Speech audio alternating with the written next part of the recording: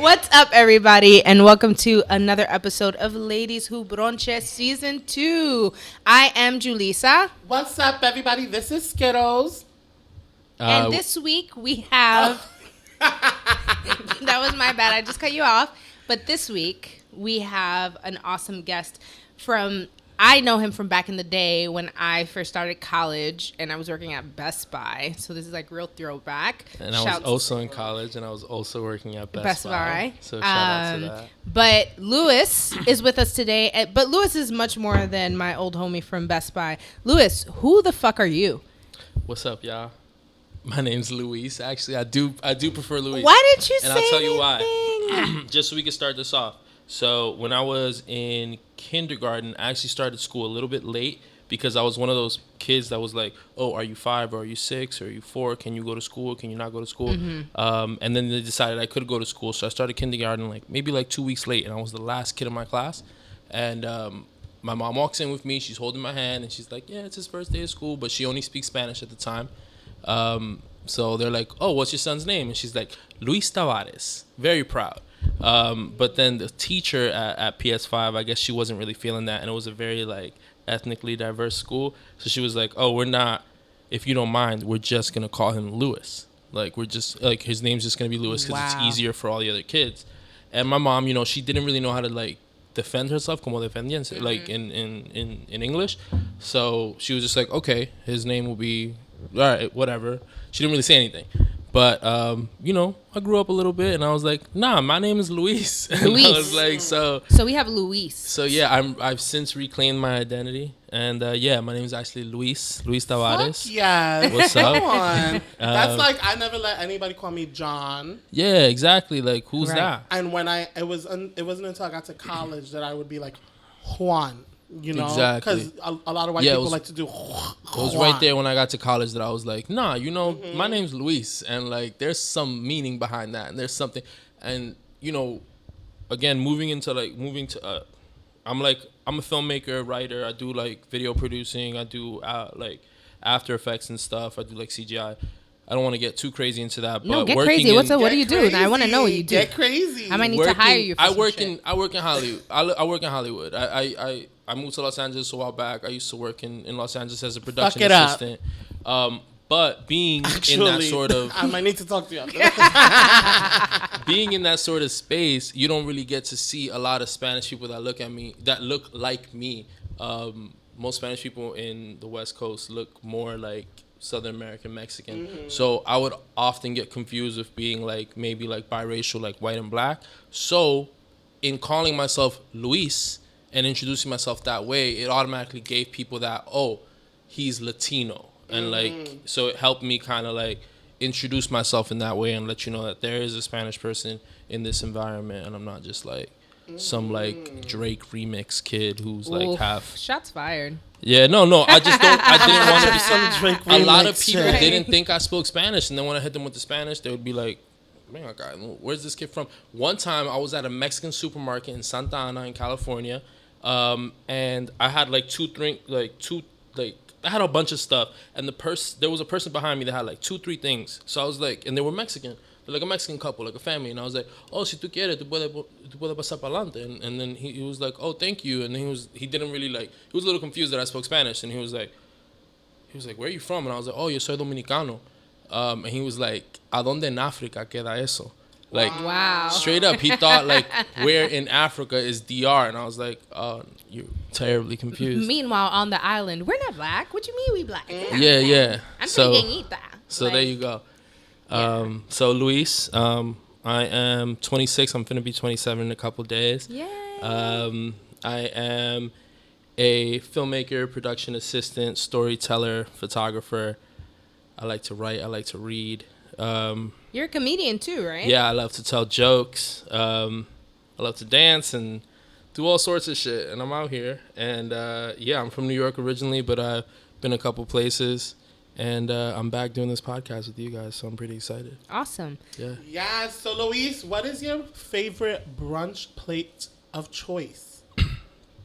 Eggs Benedict all day. Really? I love Eggs Benedict. I think it's... That's kind of basic. Like, is that crazy? It's kind of basic. Okay. I thought I was coming with some fire. Like... I'll look... They usually... Welcome to Ladies Who Grow. you guys... Yeah, y'all probably do some crazy I feel stuff. like, well, for me, it depends on where I'm going. Right.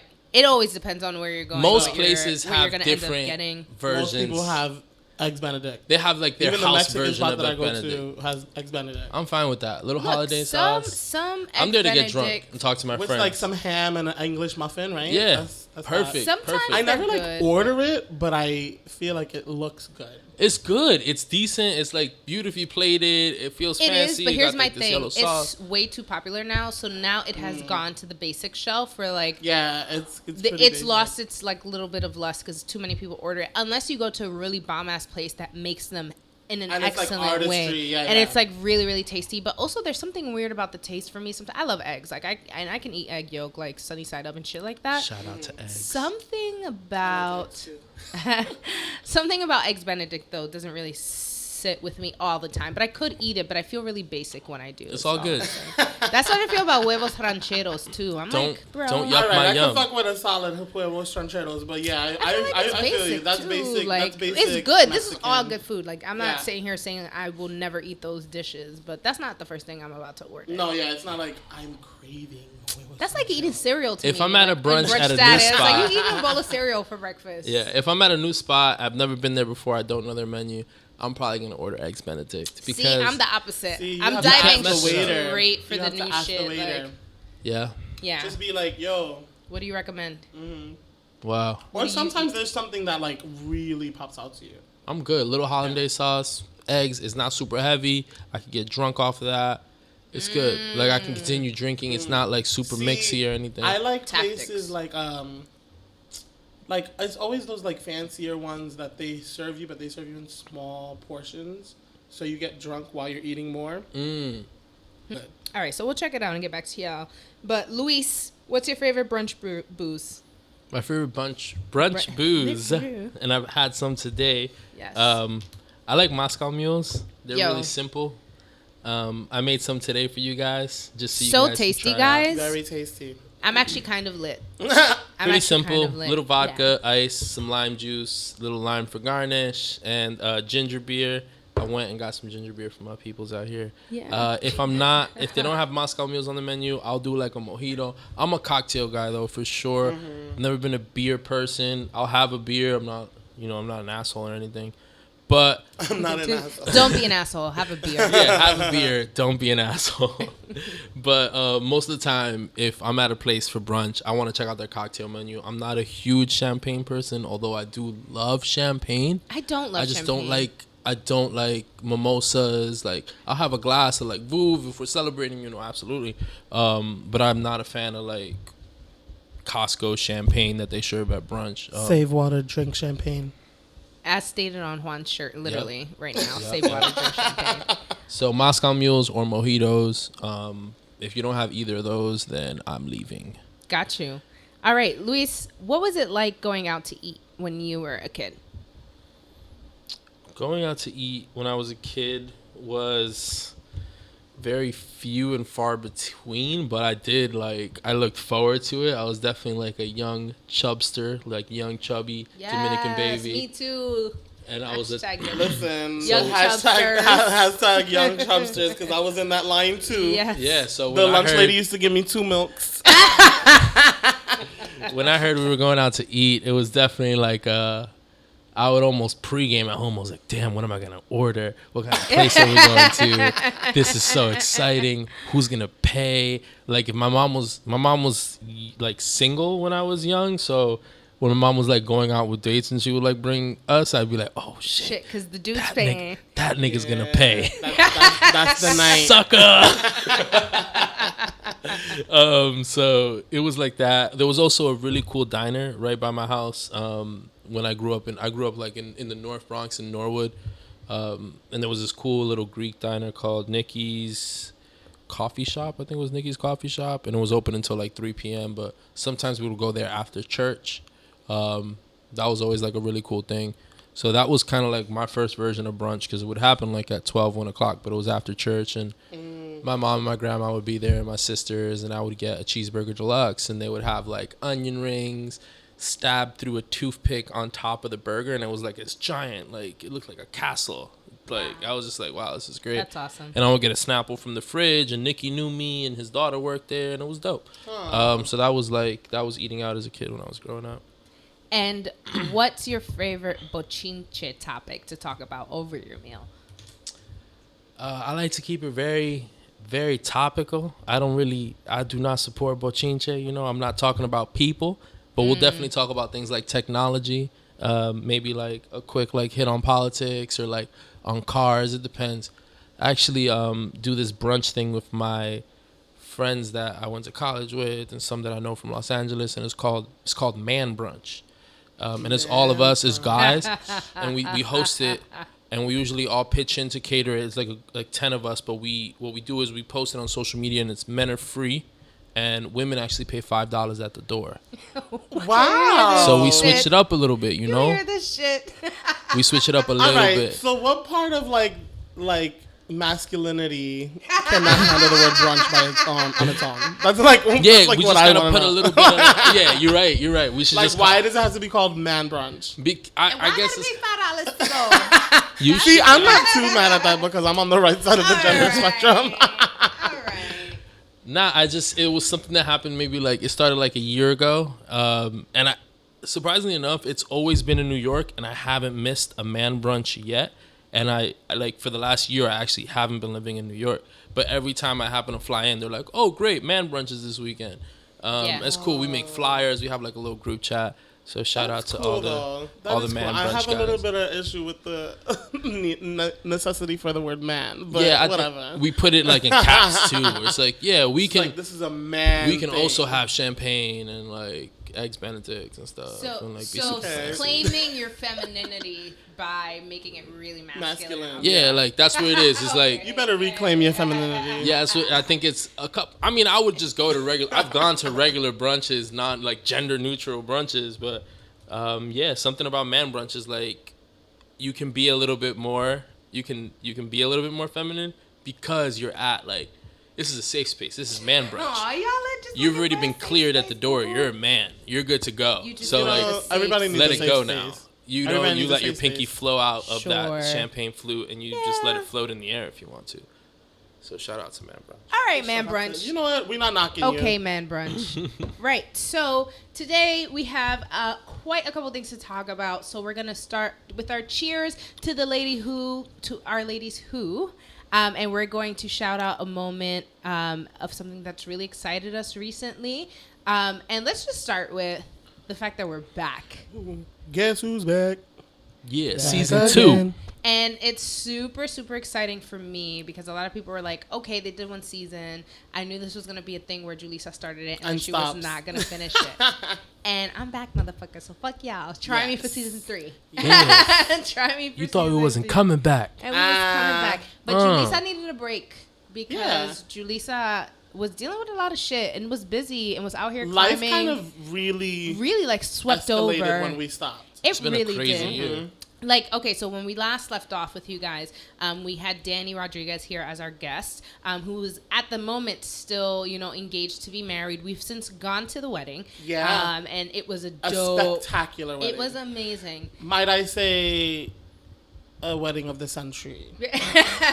Wow. Hashtag. Wow. I don't know. We turned up. We It was turned fine. up. And I was We sick had a as fuck. good Like, time. Florida allergies had me fucked up, and Honestly, I was still there. It was because they were good people. It was a small wedding party, so everyone who was really there for the couple. Yeah. That's the best kind of wedding. Nobody was there for any bullshit. There weren't people who were invited because they had to be invited. Like, it was a good group, and I really didn't know everybody a lot of. Everybody was down ass bitches. Like, it was like, okay, we're going to the park. We're going to the park. We're going to do this. We're going to do that. And like, I also ended up like, how was I partying with like parents of my like homies from high school? Like shit like that Shout was out to actually the Jabrils. The Jabrils, yo. Shout for out to real. Mama Madden. Didi, like Didi. all these people, and that it was just a good old Latino wedding, but still very much us and not, very chic. Very you know, chic. like it was Yes. it was very Latino, but it was very, not that being Latino isn't chic. Well, let me not say that, but like we're young.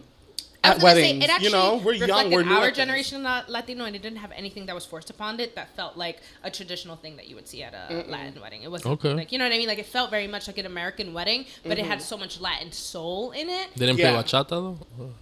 No, not bachata. They played Spanish salsa. music. They played a lot of salsa. A lot of salsa. Yeah, they played a lot of salsa. And I mean, Boricua, Danny's Boricua, and he's a dancer. He's now at Kansas City Ballet, which he was at a different place the last time. But yeah, so that happened.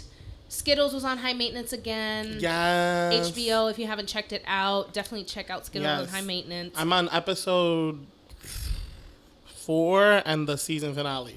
Boom. So check those out if you haven't already. Skittles finished Locked Up Bitches. Locked Up Bitches ended in April, yes. And so, like, all of that exciting. I was traveling like a motherfucker. You were hopping. I was literally like... I was jealous. I mean, it was my way, like, you know when you go through some shit and then people, like, get fucked up and go to clubs and drink all the time? Mm-hmm. That was my version of that.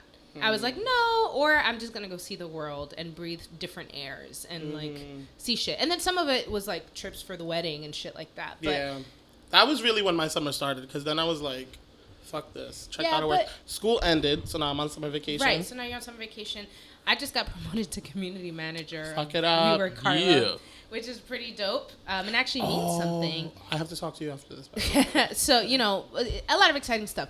But anyway, enough about us. Another motherfucking thing that happened that I was head over heels happy about. Alexandria Ocasio, 28-year-old Latina who was running her first motherfucking campaign. She beat a motherfucker that had 10 terms as the rep of New York's 14th congressional district. Like 16 years. Which I think actually, I believe I'm either in it or it borders where my parents live. So this is actually not even just like, oh yeah, Latina from the Bronx. For me, it's like, and the bitch is about to do some shit that actually impacts my motherfucking neighborhood. Fuck that shit. Word. Also made me feel like, bitch, what are you doing? You got a little podcast. This bitch is 28. She 1 year older than you. And she already got a fucking seat. Not only that, but like, it makes me feel like, yo, well, I'm gonna be honest, I didn't even vote. I missed the vote. I missed this election. I think I was in that district and I never even heard of her. I'm so happy that she won. Hey, I saw her. I saw her via social media, so I knew that she was running and stuff like that. But the truth is, like, there's very little that's done directly in the community to have us engage. And she was missed. Like, I don't know how, if I'm thinking about buying a fucking razor, Facebook ads can pull that up. But if I want to know something about my community, I'm not getting her ads. Like, I had no idea. You know what I mean? Like, there was nothing being filtered through. And then obviously you have to have the practice to actively research that shit. But I don't necessarily always have that practice. But I'm happy she won. Yeah, it's dope. Yeah. I think when you're that young and you're like in politics, a lot of times you don't. A lot of people think they position it like, oh, she doesn't have any experience, blah, blah, blah. But I think she doesn't have any, like, bad habits. She hasn't, like, sold her soul to anyone yet in particular. That's true. And I think she has a ton of potential and good, like, congratulations to her for sure. And she's from Parkchester, apparently. Yeah, she's from the Bronx. I live in Parkchester, motherfucker. Do you understand? This is some shit. So congratulations to her, and I'm excited to see the work that she does. Another thing that I was like, shout out to Canada, because Canada is like, you know what, Trump, I'm not fucking with you no more. And they imposed tariffs on fucking our steel, but then they've also imposed tariffs sort of like throughout Europe on items like toffee, maple syrup, coffee beans, and like strawberry jam. Like, overall, like, Europe, Canada, and even Mexico has put like tariffs on United States goods, which would affect them in a way because those are things that those countries would import a lot, but they're almost proving a point. Like, I don't give a fuck about you and what you do and the way you want to run the world. Like, if you want to fuck with us, here's your tariff. Any American, this is a tariff for your businesses. So I'm actually really, really proud of that ballsiness. It's really, really important. And other items that like the European Union imposed, they imposed like a 25% tariff on these things. It was things like motorcycles, orange juice, bourbon, which Kentucky bourbon, right? Peanut butter, which every time somebody goes to London, I see them buying motherfucking peanut butter, cigarettes, and denim. So very specific things. I just thought that was interesting because I never think of the world and the goods that we produce in that way. So to see that people are like, yeah, we need you guys. This actually might kind of suck for us to put these such high tariffs on shit, but like fuck you. And I'm also proud of Canada. Oh yes, Canada legalized weed like federally. Like federally. Wow. Yeah, and I'm not sure what the agreement is called, but I know Canada is part of like some type of agreement amongst a bunch of countries that like all recognize marijuana as a we can roll drug. Joints in Canada. Yeah. You can go to Canada and smoke a joint recreationally. You can either be in Buffalo looking at the falls, or you can be, you know what I mean, in Niagara on the other side in Canada and really like fucking enjoy the waterfall. Let's take a trip, guys. Let's do this.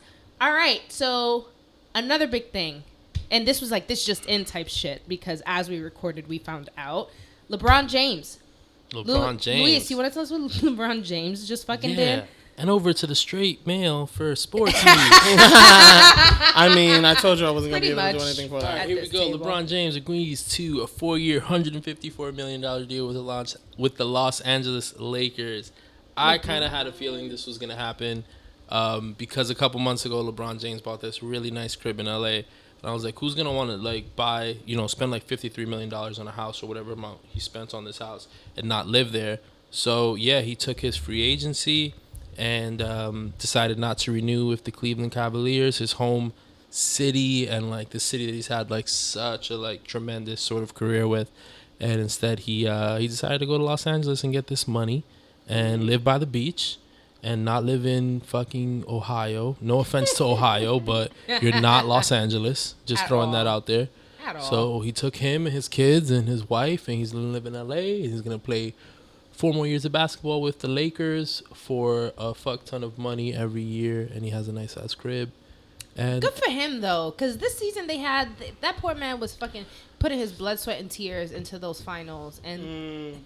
It just didn't work out. And I'm not even a Cavs fan. First of all, the Cavs beat the Celtics. I'm a Celtics fan. So I wanted to root against them. And at first I was like, yeah. But then when I was watching the games, I was actually kind of like, I want LeBron to win. First time in my life, I was just like, this is... Like, he works hard. Yeah, like, it was just sort of like watching a man while he was already down, getting, like, kicked. And I was like, this actually isn't fun. And, like, how am I supposed to enjoy the NBA if every fucking year it's just going to be a fucking Warriors fest? Like, this isn't boring. Like, entertainment-wise, I'm a little over it, And that's odd because I'm a Yankee fan. So, like, Yankees used to win all the time. Remember that when 28 is on the way. We're going to win this year, too. You think? Yeah, I don't know what the score is with the Yankees-Red Sox game. I'm not going to interrupt to do that. The 28 is on the way, guys. We went from basketball to baseball. We did. Yes, we did. Just had to clarify. So we're good. We're done with the sports. So now we're done with the sports before we lose Skittles a little too much. But Skittles, why don't you introduce us to the next? Yes. Cheers. So cheers to Cardi B for winning Best Female Hip Hop Artist at the BET Awards. Every episode with that motherfucking fail. We always have Cardi B up in this list. Cardi B. But I feel like, we're rooting for her. And she's always relevant. We are rooting for her. We're not like searching. I'm ready for her to have this baby. Did they get married like? Yeah, they got married secretly in like September. Yeah, that's what's up. In September. Yeah, I was gonna say, but it just kind of leaked that they got married. Yeah. Oh, I was gonna say, but that's old. Okay. Yeah. And she had this like beautiful baby shower this week, which was like a Bronx fairy tale themed. So it was like it was gorgeous. It was gorgeous. I love that. They had like a choir perform or something. Yeah, was, like, and she had like ballerinas. Yeah, it was some crazy stuff. I can't wait to look at that. It was like a Bronx tale, but a Bronx fairy tale or something like that. I love that. It was cute. Yes, See what happens when we get some money? And Cardi beat Nicki. Right? Yeah, like, she beat Nicki. Right. However, I'm a Nicki fan. Nicki also has not been active, really, since Cardi's been out. So, what are you going to do? But Nicki did perform, and she popped, she did her thing, and Remy Ma was looking salty as fuck. So, she's still holding that grudge. And then next up, yesterday, we had the Keep Families Together March here in New York City that I attended, and it was pretty cool. It was, I think, 1,500 people showed up or something like that. That's dope. That's really dope, actually. And it started in by the courthouse, and it crossed the Brooklyn Bridge, and it was just really nice to just kind of do something good, for the country. No, honestly, and we've been off air for a while, but I've had a lot of thoughts, and we'll sort of delve in throughout the rest of this season. Mm-hmm.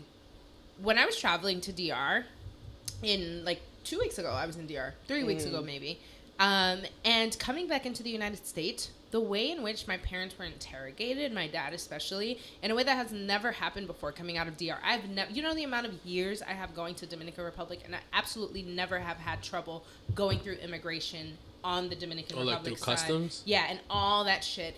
And so I was getting really frustrated. I actually kind of cursed out the dude who was questioning my dad, because my dad like was answering his questions, and then he kept diving in like deeper and deeper and deeper. And I was like, bro, like, and oh, I should mention that my gate was closing in 15 minutes, and I hadn't even checked my bag yet. So I'm like, let's move. Like, we gotta fucking move. And he was like enjoying interrogating my dad, which is when I started blacking out.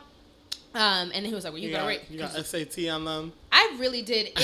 And then he was playing me because he thought I was just like some stupid little American bitch, a little gringa. So then I got real hood with him in a Dominican way. And then my dad was like, whoa, all right. just like, my dad told me to calm down. Like, all right. Because I was ready to chew that motherfucker's heads off. And then there's this one girl who's just like sitting next to him. And then she's like, oh, well, if you're mad, you know, that's your president's fault.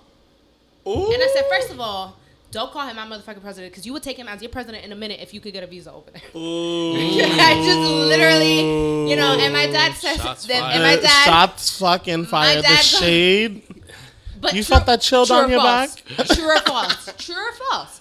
And I'm not saying that means that she supports him, because I don't support him. My point is that if you had the chance at the American citizenship, you would take that. So you're not about to sit here and act like, because I am of the, like, an American, like, it makes me a supporter, because you don't support him either, but you would take your citizenship. Anyway, so basically, and it is true that a lot of the interrogations and the new ways in which we have to check in when we come into the United States are due to his, immigration policies, and that travel ban shit is still active right now. Like, it went through a round of votes, I believe, this week, and it didn't get shut down.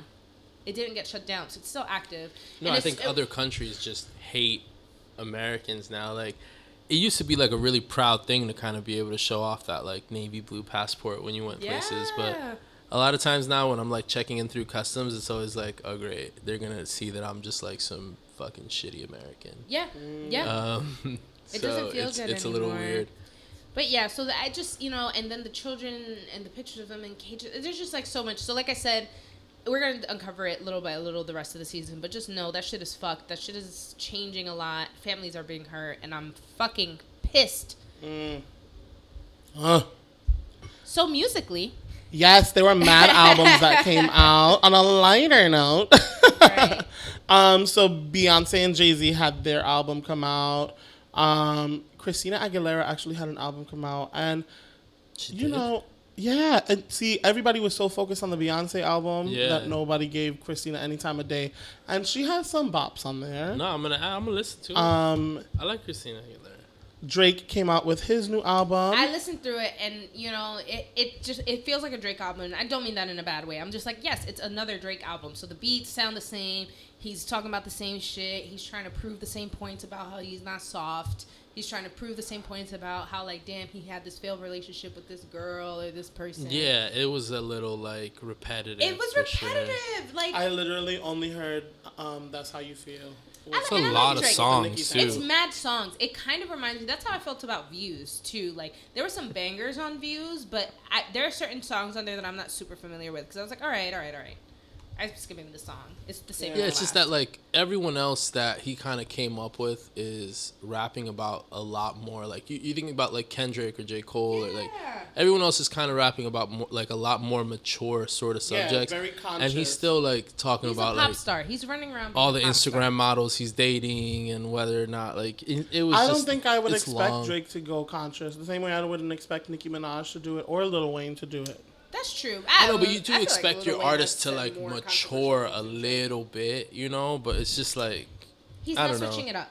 It just doesn't. You know what I mean? Like if Nicki made the same album 10 times, which I can't vouch for because I don't really listen to Nicki, but if she makes the same album 10 times, at some point it's like, yes, this is a Nicki banger, but what's fresh about this? Like what's exciting about this? And I think there was so much hype around the beef with Pusha T, and I was like talking about, I was hiding with my son. That boosted his album sales for sure. Oh God, for sure, absolutely. They probably are friends. Listen. Listen, I watched that movie. What's her name? Ugh, it's a Netflix movie about a female rapper. I can't remember her name. Something. It's her name twice.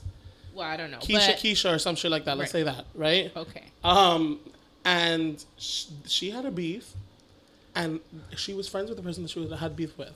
Yeah, and they were just kind of like illustrating the beef for sales. Yeah. And I would believe it. And they both came out with albums. Pusha T too. I could buy that the beef was real. I just am over the whole like, oh, I'm not gonna respond because I'm bigger than that, and he came for my son. And I'm like, but you were out here talking about his woman as a hoe, and like what? Yeah, what? I think. And I'm like, but because in hip hop that's so normal, it's not a big deal. But God, he talked about his son. Fuck both y'all. Like y'all out here just disrespecting people. Did Drake really have a son? Yes, yeah, turns out he does. It's not even fake. It turned out it was real. What, in March or something like that? But his marketing team just didn't have enough of a turnaround time to be able to respond to it being leaked ahead of when Drake wanted it to be leaked. Yeah, he was supposed to. I think it was supposed to like announce during the album. Like, it was somebody had talked about it a couple months ago, and they had gave a report that they're not 100% sure if that's his son, and if it is his son, that obviously he'll take care of it.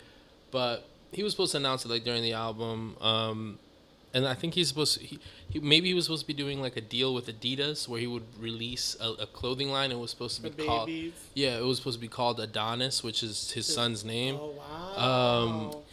But doesn't that feel a little poachy to you? Like, it just seems weird. He also admits he's only seen his son like once since he was born, which is like a little weird. It just feels a little poachy to me that I'm gonna wait until this moment. Like, yes, you have all these wonderful things lined up for your kid, but like, you're choosing to make an announcement of it. Like, if he secretly had his son and he was raising him and it was just that's fine. But like, you're like being very. You're clearly moving in a way to hide him.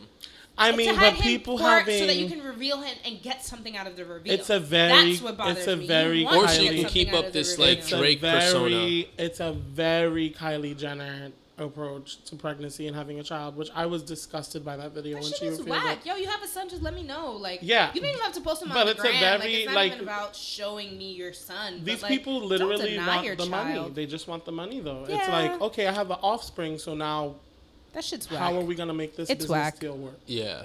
Yeah, it's whack. Anyway, enough about Drake. Yeah, Nas came out with an album. Nas' album was actually really good. It was dope. Yeah. Yeah, I liked it. I thought it was cool. Yeah. That whole like good music team, they all put out a bunch of albums. So I was gonna say Nas' album came out, but let's not forget Uncle Kanye, because he produced that album. He produced Christina's album. I didn't even know that. He produced Christina's album. I didn't even know that. I didn't know that. You just added something else to the list. Mm-hmm. So I will say this: the Christina album's good. It does not have a Christina banger. Like, I was waiting for the ballad or like the dirty. Is it poppy? It's not poppy. Is it hip hoppy? It has hip hop fluent. I have to listen to this album. Is there any Spanish stuff on there? No. Like back in the day? No. But she has one really good. She has a good song called Pipe, which is like sitting by the pool with a glass of rosé, like very chill. I love it. She has one called Masochist, which is like this like heart-wrenching love song. She has one called Fall in Line, which is like this empowering belty song with Demi Lovato, but like they have so much voice and they did nothing with it. So it's like one of those things where like it's a good album, but it doesn't have that like that Christina like back to basics, dirty, like it just doesn't have the same oomph anymore. But that's dope though that Kanye worked on it, and like he also worked. So he worked on Nas's album, he worked on Push's album, he worked on Tiana Taylor's album, which is another one that came out. Wasn't bad actually. Luis and I were listening to it the other day, and like it was good, but it did feel like slightly repetitive to me, slightly. But I'm actually here for her, and I'm glad that she's out here, and I'm glad the album's out. It's a bop. Like it's definitely enjoyable, but there were parts where I was like, But yeah, the Cudi Ye album and Ye, I like both those albums, and I know a lot of people are angry at Kanye West, and I get it, and I'm not gonna sit here and try to he's minimize. Problematic.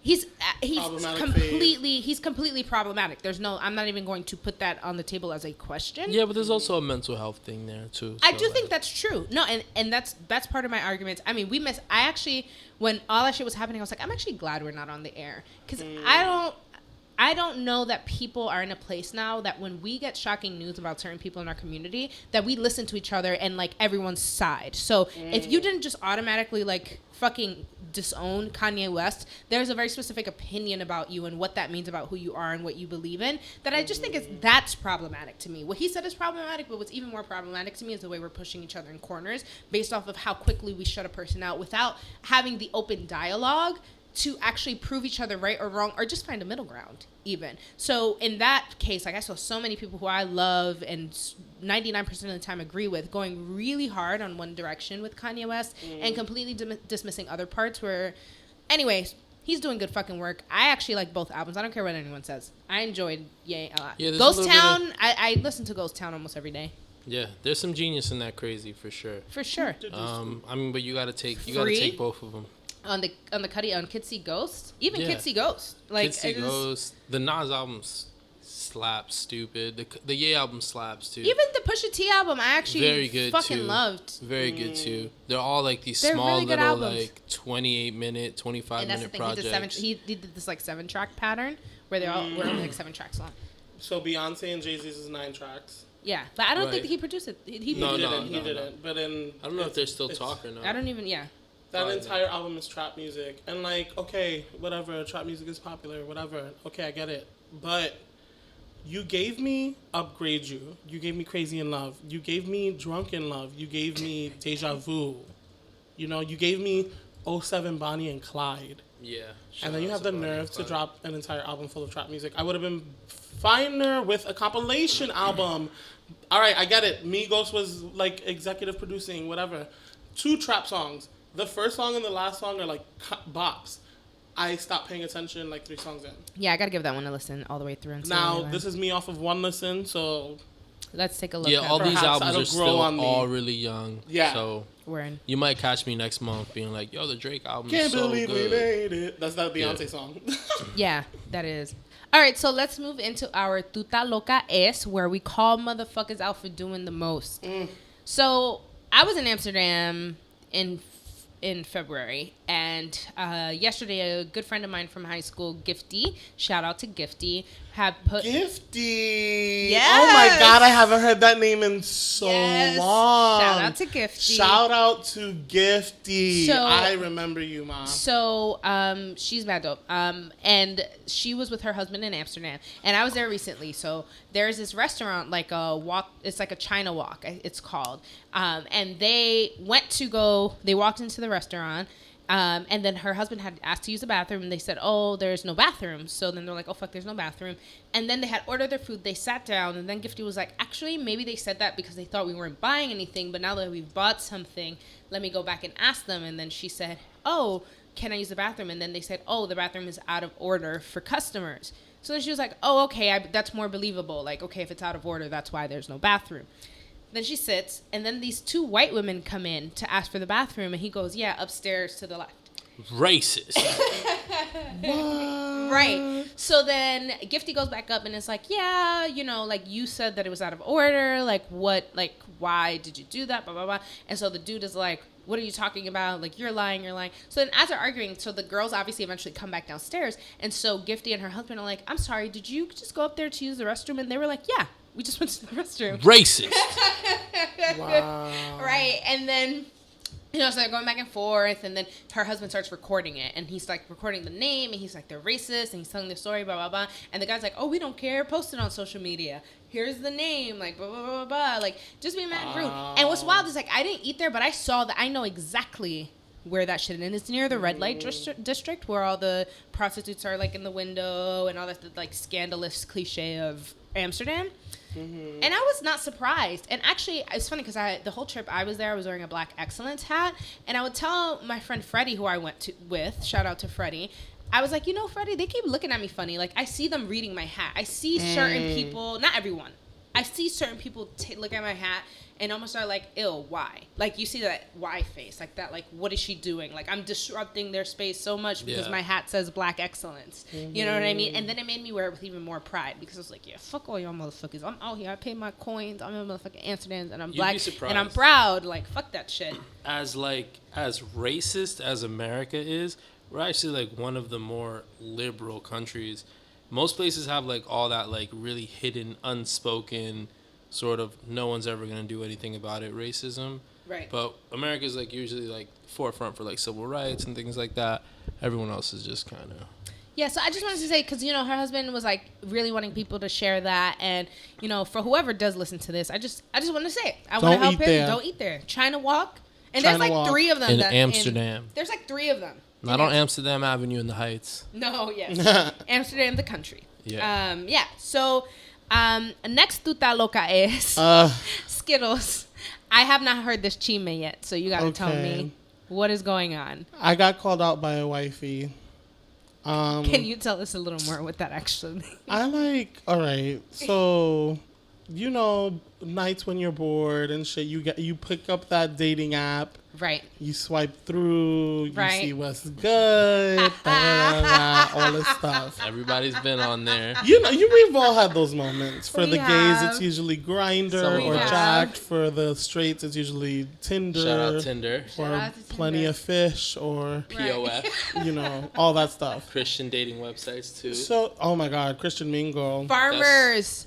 The Farmers website. That's There's where one you find for the most farmers. download guys. Oh Like my on God. Christian Mingle, you find everybody who's Well, Probando, I don't know. that's I'm fine. I seem to be like a magnet for DL dudes because it's been a trend.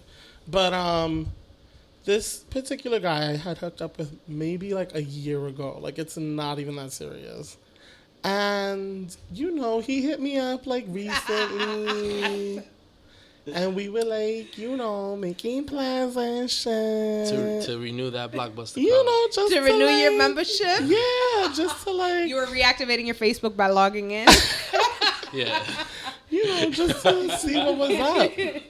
And so yesterday I got a text and it's blank.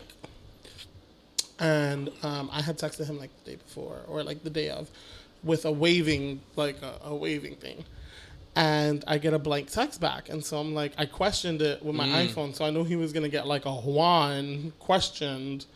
This Quote, blank blank text, yeah. And then I get a text back talking about, what are you doing? Call me. Ooh. Random. But I figured, all right, whatever. Like, I'll call you and see what's up. Hello, cats. And then his girlfriend picks up. Of course. Yikes. And she's like, hello. And I was like this. Like I stayed Sleeping. I just held my breath. Like you wasn't the person I was that like, called. you're a bitch, you're not gonna hear me breathing. And she was like, oh, so now you don't want to say nothing.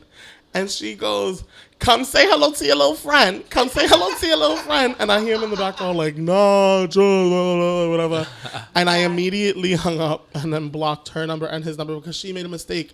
She called me from her number first. Wow. So, yes, she fucked they up. got blocked. And, that's a deaded situation, which, like, the dick wasn't even that serious. But, like, Wow, shout out to you for like your quick sort of plan. Like you were just like Right. block. It's just like, And because then I right could, there. because what am I going Your to do? emergency Like, procedures when you get caught slipping. When you get caught creeping, you're like, this is like Born Identity shit. You're like a spy. You were like, delete everything. You broke your phone. Yo. And you were like, Well, fucking. because, all right, so, like, this is why I hate, like, DL dudes, but I tend to attract them because I'm on the more feminine part of the spectrum of gay. So, I tend to get them. And I've never thought that I would be the one to, like, be on the other end of a, come talk to your little friend. I love that. That's the phrase. That's so funny. I remember one time there was a dude Skittles, who I was a.k.a. fucking. your little friend. Your little friend. Your little friend. I was about to say, like, I've been called lady friend. I was fucking a dude, and like after we fucked, we were on our way out, but then their mom like came to visit them at their house, and it was the first time I guess I'd ever seen her. She walks in and she's like, "Oh, such and such. Like I've been trying to reach you." Blah blah blah blah. After she goes into him, she just looks to the right, and I'm sitting on the couch. She goes, "Who's your lady friend?" Who's this bitch? Me and that lady are now the best of friends, but at first, yeah. That's what girls do when they like when they catch each other. They think that the guy's gonna be mad that they're friends all of a sudden. Like they become best friends. Like, oh yeah, we caught you. Blah. Now we're friends and like. I've never done that. Oh, I'm gonna tag team on it. Anyway, Skittles, I'm sorry that you had to go through that, but that shit is real. Está loca, eh? Just as real as me shitting in a hole for the past 2 days because I was Oh my camping God. in the woods. What a Glamping. segue. First of all, I was glamping, pero what happened was it wasn't completely glamorous. The plumbing wasn't right. But yeah, I would imagine that one of those tents would have a bathroom. No. So glamping is when you camp outside, right? Glamping is like glamorous camping. And Yeah. the only thing that was glamorous is like, okay, instead of a regular tent, we're in this big ass dome. And inside of the big ass dome, people can, set it up. It can be really cute, shit like that. And I don't know. It was a really, really cool experience, but I just don't think I was expecting to pee and shit in a hole in the middle of the floor. But yeah, it was a good experience glamping. I'm just not about that hiking life. I can't hike. I'm not very fit. Anyone who knows me knows that very well about me. I'm just not into fitness. So being in the wilderness, there was mad mosquitoes. I have massive. Look at how big this mosquito bite is. That's bigger. That's like 1.5 inches wide, in diameter. It was a lot, but shout out to Laura, my homegirl who's getting married, because that's why I was out there. And she, we went glamping for her. I think she had a really awesome time. I had an awesome time. And soon the wedding bells will be ringing. All right, so now we're going to transition into some more serious shit. Mm-hmm. So one big thing that happened while I was away, that I'd be remiss if I didn't mention, the same day that Adrian Bourdain took his life, which was the same week that Kate Spade took her life. I had a student of mine who also took his own life. He jumped off his building in the projects here in the Bronx. He was graduating college in anthropology and sociology, really, really passionate young kid in the community about politics and activism, and would help organize groups. He was just such, if he was 28 and won an election, I wouldn't have been surprised. That is the level of drive and passion. And it's really as an educator, there's a really difficult position to be in where you feel like you don't have enough time and energy to really give the full attention and need to each individual child. And I feel when I had him in my hands, he was always good. There was no signs of any issues of maybe depression or whatever the case is. He didn't leave a note and his phone was missing. So it's one of those things where it's hard to sort of reconcile with the grief because I don't have an understanding of what was going on. Right. What drove and you hadn't seen him in years. Yeah. And it's one of those things where it's obviously you always love your students, and at the time I didn't have him on Facebook like some of my more recent students, because back then it was really, really strict about you. You could not have kids on social media. And so I was he's not my student anymore, but I still work for the company, so I still don't want to add him. So I just ended up never adding him on social media. But I would keep up with him through Johan, who's another person who I worked with who was even closer with him. And every time I'd ask and check in, he was good. Oh, and he was always doing some big shit. Some big shit was going on. He was in college. He was traveling to China and shit like that. He was living his life. And so I never felt the need as an educator to check in like I do with some of my other students, where I'm hey, how you doing? Every once in a while. If they cross my mind, I feel that's my intuition being reach out to that person. Reach out to that kid. And I'll reach out to them, and for whatever reason, they'll be yeah, I'm good, but I've been off my meds for X amount of time. And then we'll have that conversation where Miss Julissa yells at you and you go take your meds. And then maybe I don't talk to you for a few couple months, but maybe that's my function in your life, is that every once in a while I can pop in and remind you who you are, and we can, move forward. So that happened, and, it's really sad. I'm really sad about it still. But I just, as they say, check on your strong friends. But I would also say, as educator, if we do have some sort of relationship with some of the young people we worked with in the past, check on your strong kids. Yeah. Check on your strong kids. I think also with that, because I'm thinking, I don't know, what you just said about checking on your kids brings up the idea of the show 13 Reasons. Now, I haven't seen it. Yeah, neither have but I. Yeah, I know that there's two different opposing views of some people feel it's too triggering, and then some people feel it's good because it shows what really goes on. And apparently through character development, you see how people become who they are. Right. But also they see that one kid who says they're fine, but the one thing that you do can trigger them. Right. So I had an experience with a student of mine who I, in not a mean way, but just a frustrated way, was sit over there, and she just broke down crying. And it was because of a whole different story that happened at her house, And I had to kind of reconsider how I approached that student. This is a straight A student, you know, always there working and shit like that. So yeah, I feel you. And then to sticking on the topic of our youth, and this actually also just ties into topic 1 for today. Junior, the young man in the Bronx who was stabbed to death with a machete in front of a bodega. Two machetes. Thank you. 2 machetes in front of a bodega in the Bronx. And he was I think it was 1,000 feet away from an emergency room and ran for his life. He was right by St. Barnabas Hospital and didn't make it. I feel like I don't even need to recap more than that. Everyone's everyone knows. It's been definitely a media. It's been a crazy week in the Bronx. Well, yeah, because in that same week, a bunch of different violent crimes happened involving young people. Yes. It's the summertime, And then the girl who got run over in Brooklyn as well. Little girl, Luz, that got run over in Brooklyn. There's a lot going on.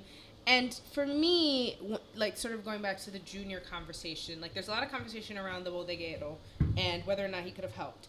Now, my understanding is that on Friday or something, there's footage released from inside. Yeah. I have yet to watch that footage because I was in Carajo land, but from my understanding, there was a moment where Junior was hiding before, and the dude wasn't actually kicking him out. Yeah. So it was basically what ended up happening was Junior ran into the bodega so that they could protect him because he was being chased by the dudes.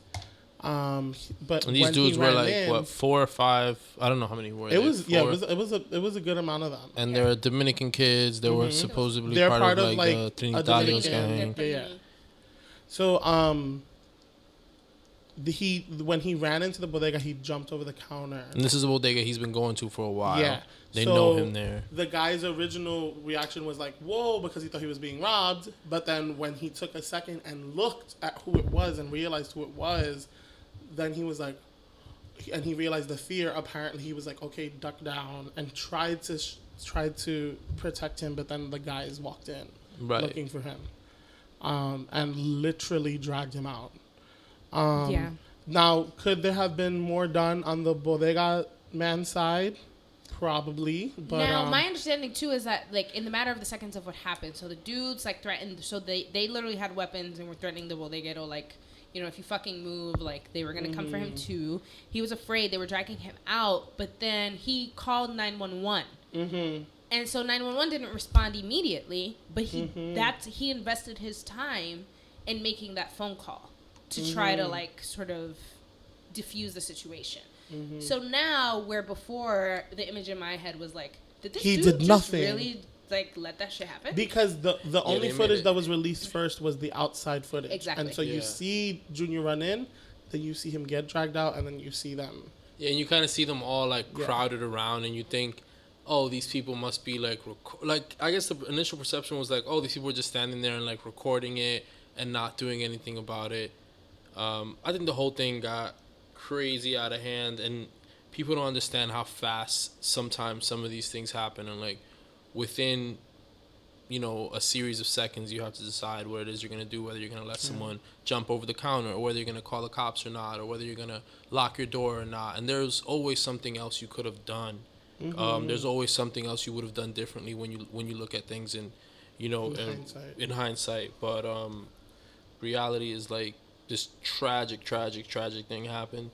But then, and then I think an interesting perspective or counter argument, because then of course, and then there's this the whole story is oh, there's a video where a girl is getting fucked and it seems voluntary. Her face is covered with a pillow, so we can't really tell who she is.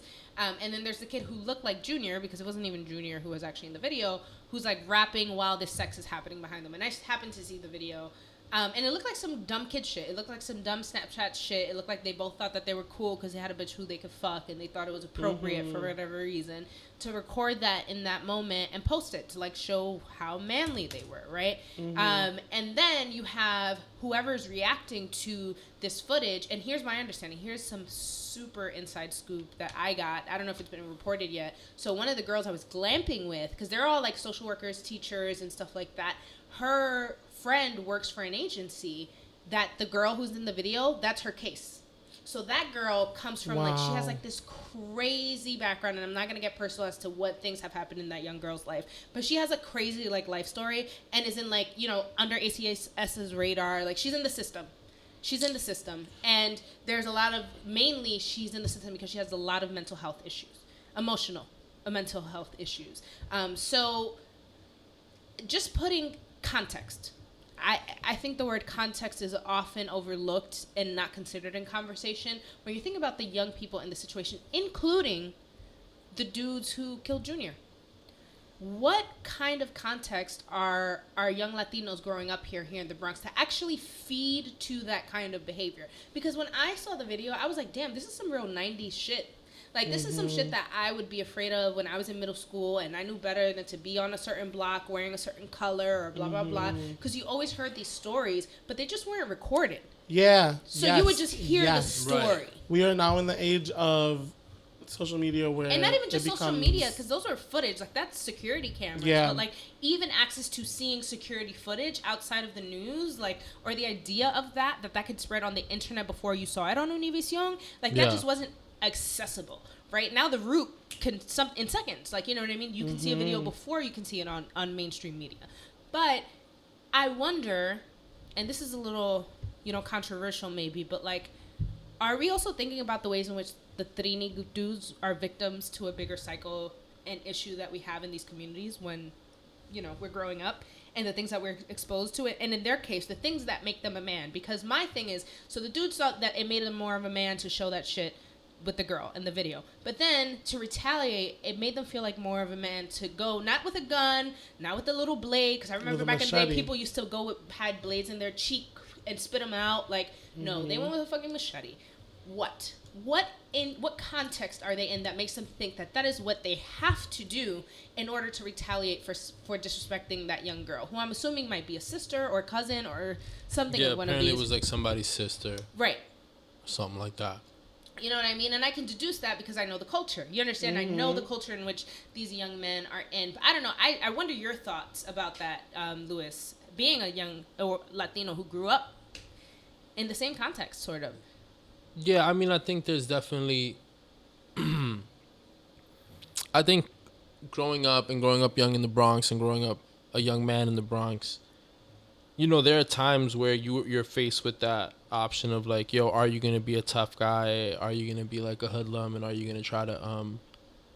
do you think this is the right decision where you need to make? I didn't take most of those chances. I kind of decided to steer the other way. But it's hard to like see this whole story. To me, isn't just like, you know, this kid died and you know, he had aspirations and he had dreams. Apparently he wanted to be a NYPD detective at one point. Yeah, he was like part of Explorers. Yeah, he was part of some like... The irony of that kills me. And I think it's just not only that, there's what 20, these kids are like from like ages 18 to like 22, and I'll call them kids too, because when I was that age, I'm not even that far off from that age, but those are to me at-risk youth. Like the same thing, these are young dudes that, you know, had they had jobs or some sort of educational opportunity, some sort of like, if they would have been busier than what they were doing, maybe this situation wouldn't have happened. Absolutely. I definitely think they're influenced by the media and music and, you know, shit you see on TV and things your friends say, and it just makes you want to act a certain way, and they definitely don't have the right mentorship or leadership within their community.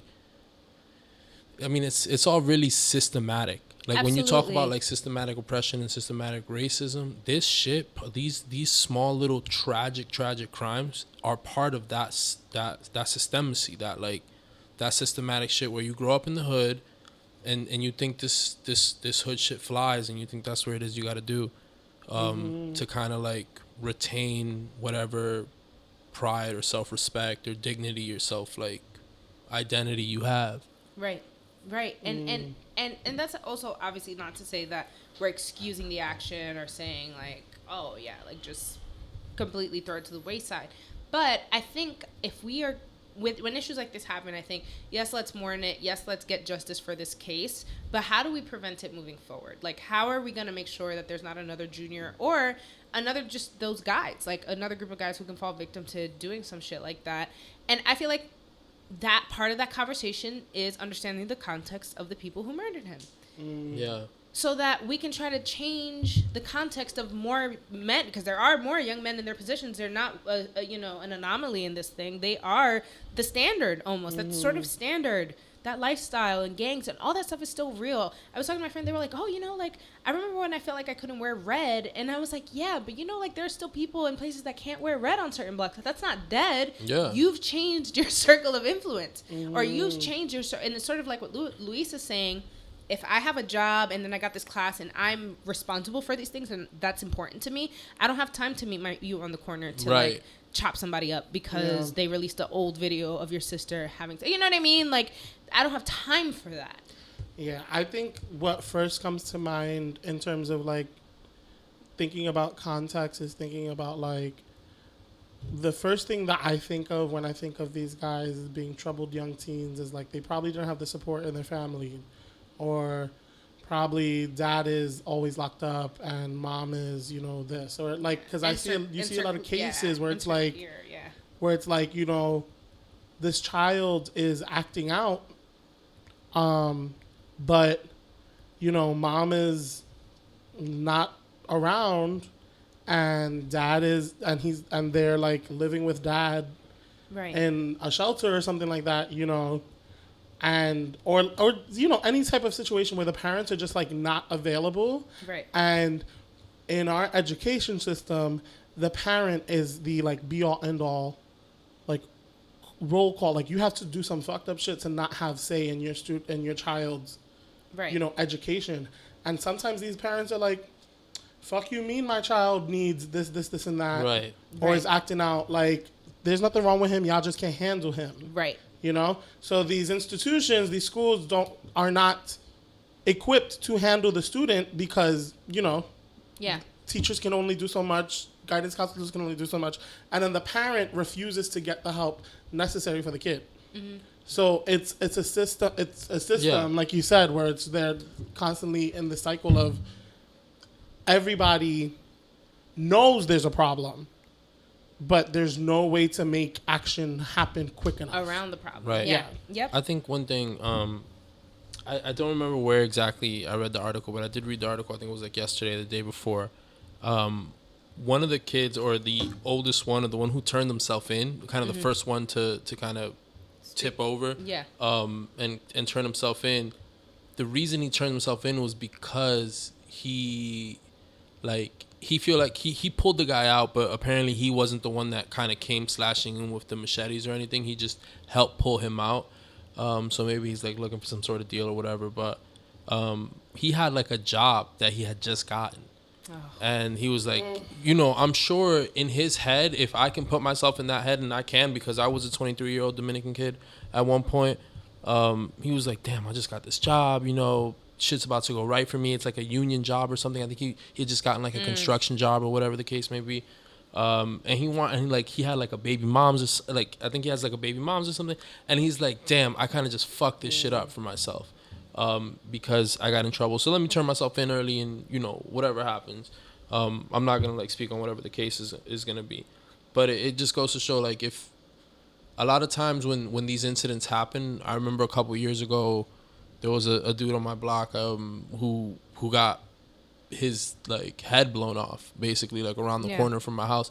And what they did was just increase the police presence. And you're like, a lot of people think that increasing the police presence is what solves the problem. But if these people that are in these neighborhoods are given much more opportunities, then there wouldn't be a need for police presence. If everybody's making money, if everybody's hustling, if everybody feels good, and no one's just bullshitting outside and getting into trouble. Yeah. And I also think that there's something to say about this younger generation's entertainment. Yeah.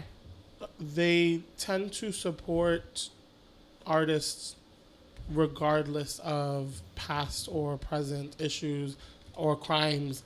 And like like I was saying earlier to you guys, I feel like a lot of these artists like Tentacion, who recently died, or Tekashi 6ix9ine, and all these different rappers that have come up via SoundCloud and whatnot, gained a lot of social media traction and then get $1 million deals. Are these kids who come from, the hood, or say they come from the hood. I'm sure some of them come from money. Making money, rapping about gang violence, rapping about drugs, and maybe I sound like an old man talking about all these younger kids or whatever. Yeah, we talked about making money and stuff like that in hip hop when we were younger, but DMX had a wild. I feel like it's so different. Like, there's a different twinge to it. Like, I feel like we used to rock to the songs, but not necessarily. Maybe we were a bit more mature. Maybe there was a level of maturity that we had to understand.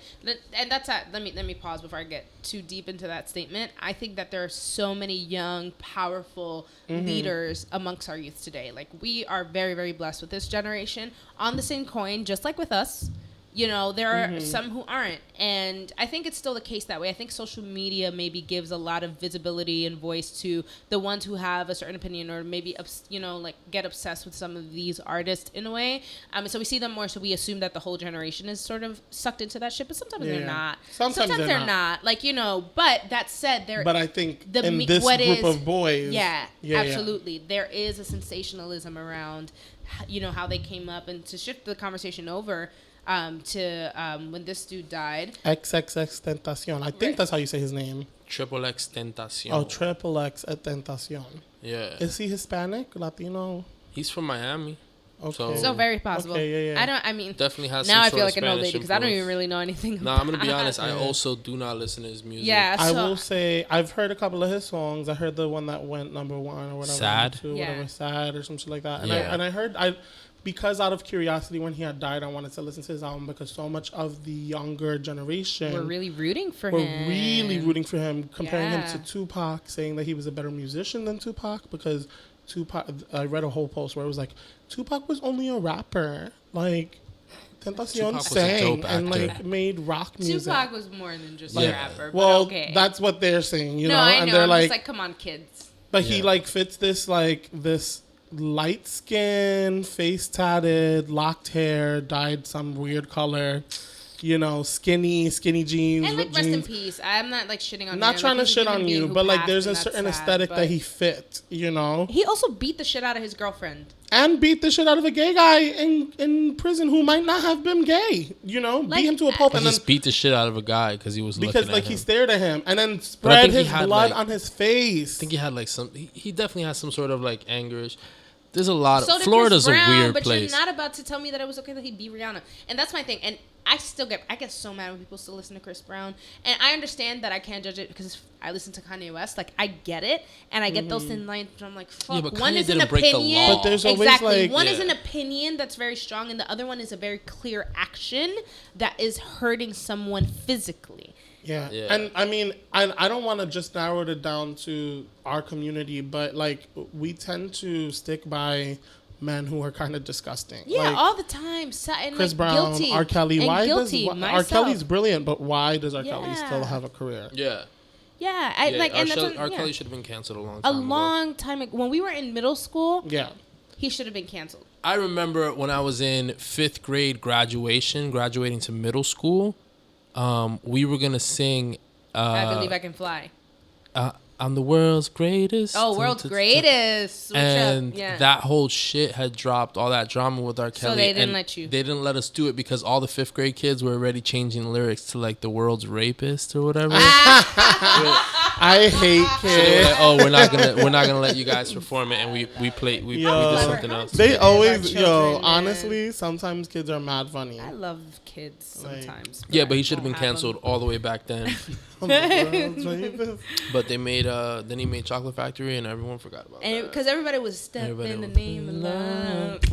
Low key though, as a youngin', I also forgot about the piss shit and was really step sad. Well, I was all about it. All right, The Read is another podcast. The Read has a really good episode on all the shit R. Kelly has done and Yeah, why R. Kelly he should is have been gross. canceled He is gross. years He's ago. a weird Like, dude.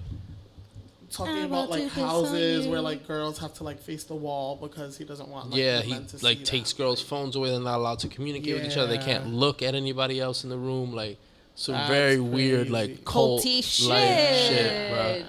R. Kelly's weird. But yeah, so and in any case, so the question is, do they get a free pass when they die? Problematic people like him, like Joe Jackson, who beat the shit out of his children. I don't know. All right, But there he was made a meme. He There made a was bunch meme. of superstars. There's The so Jackson many 5. There was a meme that was Wait. like, I wonder if it was like, it was one of those like me and then also me things, and it was, or it was like me and then friend or whatever, and Right. it was like, Right. how does Drake have Michael Jackson on his album? And then under it was like, Joe Jackson went to heaven and was like, get to work. I also saw one that you'd have to see Michael Jackson saying that's like, when you in heaven for X amount of years or like 9 years, and then your father shows up, and like in the first one he's like really like living his best life, and in the second one his face is just Like, like terrified. like just like fuck, like someone just like completely shit. Nah, I hope shat Joe on him. Jackson's in hell and Michael Jackson's in Right, heaven. Mike. R.I.P. So Michael that Jackson. they can just be I chilling love Michael in different Jackson. places. I'm sure Joe Jackson's fine in hell. Yeah. Chilling with whoever else is down there. Word. But that aside, for real though, like there is a way that we like to forget things that people do. And social media, believe it or not, even with all our access to information, we more easily forget about these things these days than we did before we had access to have so much information put in front of our face. It's almost like we're made to forget. It's like the Men in Black button. Like Yeah. they push more. Like it's like oh, this I feel crazy that way shit in front happened. of the Let's classroom, flash you with too. more news. Let's flash you with more memes. Did flash- anyone see that Because- meme where it was XXXtencion and it was like if Malcolm X had died at 23, he would have died a thief and like a woman beater. If Nina Simone had died at 23, she would have died a prostitute. Like these people became successful because they got the chance to grow up and you know get older and become successful and become different people. True. And they were like kind of saying that for XXXtencion. Except what's the real gap of time between these behaviors and his actual success, and what was his behavior during success? Because my understanding, and this is another like reach because I don't listen to him, but my understanding is that he was still vocally shitty and saying things that were actively problematic even though he wasn't catching cases left and right. So to me, it's like if you are still living and speaking in the truth of the things, then where is that moment of maturity? Yeah, he was still very much You know what about I that mean? violence. And Yeah, so how do we help you? Like if it's a matter of us helping you get to that mature place, I'd rather have one less shitty person. You know what I mean? And eventually have him grow and swallow the fact that he was once shitty, but he's grown and now he's just a successful young man who's making music. Or are you not that? And do we need to call you out? And no, like, I'm not about to support your shit if you're not about to own your shit. right. Yeah, I think Adiza for my weekly Adiza quote. Adiza quoted it the best when she said, "I'm tired of black women and gay men being collateral damage in a man's journey to being a better person." Adiza Jabril. That is super interesting. Because it's so true. true. Damn, I'm gonna stay quiet for that one. You know, and just to sort of like wrap that up, I just think that we as a society have to really, really rethink this moment of reckoning that we're having. Either this moment under Trump, with all the policy he's had, with all the deaths and the way Hollywood and all these major industries are having just like these big boom moments, right? Are we going to allow it to just be sensationalized? Are we going to allow it to be sensationalized to the point where they will control the sides that think they're right and wrong, and that there's no longer an in-between? There's no longer any investigative journalism around, both personal and active, like journalists who are going to go in and really dig into the truth of situations. And are we going to allow ourselves to sit together and have difficult conversations so we can come to honest solutions to things? Are we going to be able to say, yes, these boys who killed Junior were absolutely wrong, and it was a barbaric thing to do. Yeah. But how did they become barbarians? And are we participating in the cycle that made that so? Yeah. And can we save them?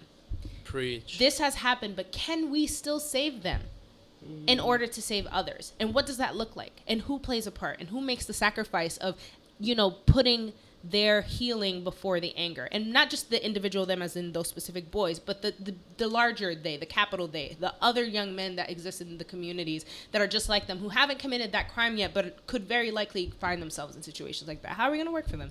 How are we going to save them too, so that we can save another junior? I don't know. That was definitely a deep cut. So I just want to wrap this up with a little game. We're going to have a little new section on the podcast called Damelu. Damelus basically is me and Skittles will think of a topic or something that we have perspective on, but we want somebody who maybe has a different perspective or might have a different view. And considering the fact that I am a straight cis woman, well, I don't have to say straight, I'm a cis woman, and Skittles, you know, is a gay man, and Luis is a straight. A cis male? Okay, I don't want to assume your gender. But assuming you're a cis Latino male, muchacho, damelu. Eating ass. Shit. What's your POV? What's your POV on eating ass? Because I had a whole conversation about this, and I'll say what I spoke about, but I actually am curious because I think I have a different sort of view than most people, and I'm wondering if I'm just missing out on something. Luis. Ass eating. What's the general rule around that? How does it get done? Damn, this is how does it get? You want me to explain? No. How I to mean, eat like, ass? how does one if one wanted to eat ass? How does one go about eating ass? Is it like a consensual conversation? Do you just got just talk.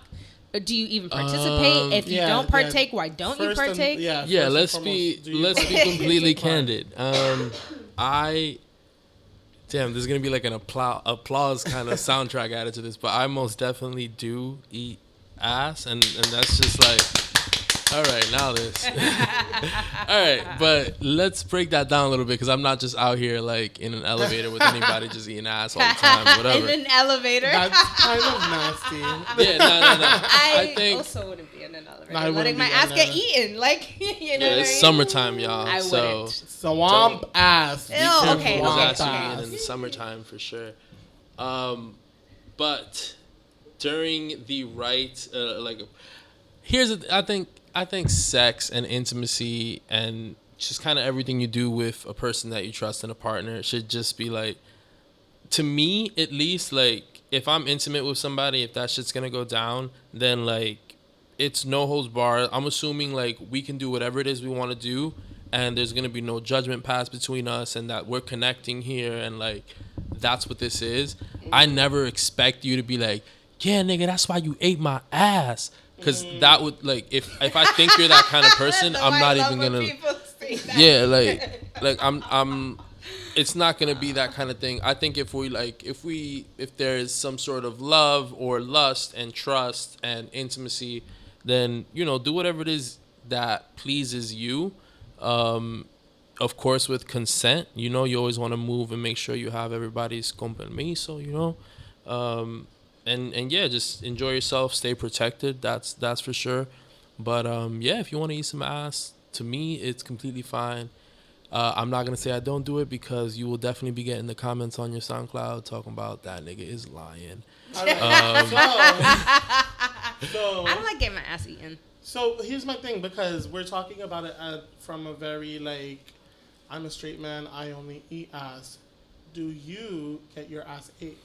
$1 million that question. Is a good question, bro. For the win. That was a good question. I don't know if I was prepared to answer that one, but and you don't have to. I mean, like, no. It's fine. Too much. If it's too much. I don't really care. I know who I am, but I have not gotten my ass, and I have had some girls like when they're kind of down there, and then they hit the las bolitas, que lo que. When they kind of continue, I've had girls that, in my impression, like, had I let them kind of do what they want to do, they would go and do that. I was never really comfortable with it. sensation wise, for that half second where I was in that deciding moment, I was like, oh shit, maybe I should let her eat my ass. But I did not let it happen. It's just not something that I've been comfortable with. But we're getting older. I'm only 26. I'm gonna be 27 in a couple days. Discover the. Before I'm 30, I'm sure I'll get my little enchilada. I feel like you as a man, do as a growing man, you need to experience. There's so much arousal. Yeah, there's so much stuff. There's so much stuff going on down there. It honestly makes the dick harder, and it makes you come harder. It does. It does. I've tried it, proven it. It works. Yeah, I mean, it works. It's the fact of the matter. And I could believe that. I'm a very feminine spectrum gay man. I've both received and performed, and I can speak on both ends. That it's, But I don't like getting my ass eaten. And many have tried or like done it, like allowed, consensually tried. Yeah. But I just can't. I'm not into it. It doesn't do anything for. It literally does not feel like anything to me. It feels like the same as licking my nipple, where there's maybe a slight sensation, but it's not that serious. So I've never really been, and I always feel whack because I feel like guys always try to go down there, and then I'm like, stop, and they probably think it's just me. You don't appreciate this, and I'm just I do, and in that moment I'm like, wow, he's willing to eat my ass. That's real, but I can't. It's just not for you. It's just not for me. So then I feel bad if I just let them do it, because I'm like, that's a really brave thing for you to be. Especially, you don't know if I've taken a shit or if I'm borderline about to shit myself. You don't know, and you're being brave. I think people just don't have this conversation. They just don't want to talk about this prior to. It becomes this lusty, passionate thing. It's still taboo. I feel like. Yeah. All right. I eating ass is still taboo. The same way where it's most people in our generation smoke weed. They just don't talk about it. Bro, everybody smokes. Listen to me. Everybody smokes weed, even when they're on breaks, and they don't talk about it, because I can be in the room with. I've had fucking directors that I've worked with on projects where I think oh, they're so serious and blah blah blah, and then at the end of the rehearsal they're like, yo, come upstairs and smoke with me. Mm-hmm. You know what I mean? Every motherfucking body seriously. smokes some shit. And I think ass eating is one of those taboo things. Type of things. People eat ass. Because before, when we were younger, giving head was a taboo thing. And I used to say that I would never suck a dick in my whole life. Now ask me if I suck a dick. Yo, swallow squad. That's swallow squad all day. Quitters, fuck out of here. Yeah, you know what I mean? Now ask me the question. Yeah. Yeah, that was a thing too with when we were younger, eating, if you ate pussy, oh, watch out because the asshole's right next to the pussy. Now it's yo, that's dinner. Well, I feel like Latino men have always been down. But I feel like they're extra too. Not all of them, but I've had experience with Latin men where they're being really extra about it. I'm like, all right, so if you're gonna do it or you're not, just stop wasting my time with your energy right now. Word, dog. Eat my pussy. Or not, or just do what you're gonna do. No, eat my pussy. No maybes. Well, thank you. Ya ta la luz. Ya sabemos que lo que. All right. Well, that's my opinion on it for sure. All right. So, Luis, where can we find you? What's your social media? Where you work out? What's up? So I'm back in New York. I just came back. I was in Denver for a little bit, but I'm always Urban Genius. It's cause I'm from the hood, but I'm wicked smart. You dig? Yeah. So I'm Urban Genius pretty much on all my socials. So Twitter, Instagram, Facebook. No numbers after that. Just Urban Genius. Urban Genius. Sometimes it's Urban Genius 22, but you'll see me. I mean, I'm the most popular Urban Genius there. So if you can't find me, then you just don't deserve to link up, then, I'm the most popular Urban Genius. That's dope. Yo, Luis, thank you so much for being on. Thank you for having me. This was today. Super dope. This was fun. And you can follow us at Ladies Who Bronche on Instagram. That is also on iTunes and SoundCloud, soon Google Play. And yeah, so check us out. Follow us on the Twitter, the Gram, the Facebook, and all that stuff. And until next week, Bronche.